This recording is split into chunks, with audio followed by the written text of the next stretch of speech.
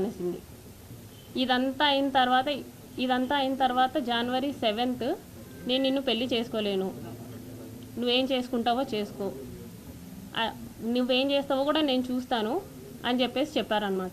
ఇదంతా చేసి నువ్వు పెళ్ళెలా చేసుకోకుండా ఉంటావు, 1.5 సంవత్సరంగా నువ్వు నన్ను ఎంత నాశనం చేసావు, పెళ్ళెలా చేసుకోకుండా ఉంటావు అనేసి నేను అడిగాను. అంటే నేనైతే పెళ్లి చేసుకోను, నా రీజన్స్ నాకున్నాయి, నేనైతే పెళ్లి చేసుకోను, నువ్వేం చేసుకుంటావో చేసుకో అనేసి అన్నారు. ఆ తర్వాత అతని ఫోన్స్ 2 స్విచ్ ఆఫ్. మరి ఎందుకు స్విచ్ ఆఫో నాకు తెలీదు. బ్లాక్ ఏం కాదు, ఫోన్ స్విచ్ ఆఫ్.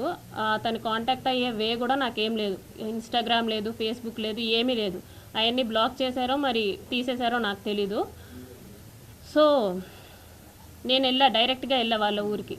మా ఊరి నుంచి 12 కిలోమీటర్స్ దూరం ముక్కవారిపల్లికి సార్తో మాట్లాడడానికి వెళ్ళాను అనమాట. అంటే ఇతన్ని ఎమ్మెల్యేగా నిలబెట్టిన అతను ముక్క రూపానంద రెడ్డి అనేసి ఉన్నారు, ఆయన్ని కలవడానికి వెళ్ళాను. ఇతన్ని కలిసి ఏంటి అనేసి అడగడానికి వెళ్ళాను. వాళ్ళెవ్వరూ నాతో మాట్లాడడానికి రెడీగా లేరు. ఈవెన్ వాళ్ళందరికీ ఎప్పటి నుంచో ఈ విషయం తెలుసు. నేనే 1.5 years నుంచి కన్వే చేస్తున్నా ఏంటని.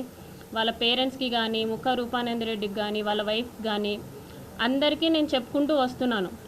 పోలీస్ కంప్లైంట్ ఫస్టే ఇవ్వచ్చు, కాకపోతే ఇప్పటికీ నా కంప్లైంట్ తీసుకోలేదు ఎస్పీ ఆఫీస్లో తిరుపతిలో. ఇంత జరిగిన తర్వాత కూడా నేను ఎస్పీ ఆఫీస్కి వెళ్తే అక్కడ ముందే ఇన్ఫర్మేషన్ ఉందంట, ఈ అమ్మాయి కంప్లైంట్ తీసుకోకండి అనేసి.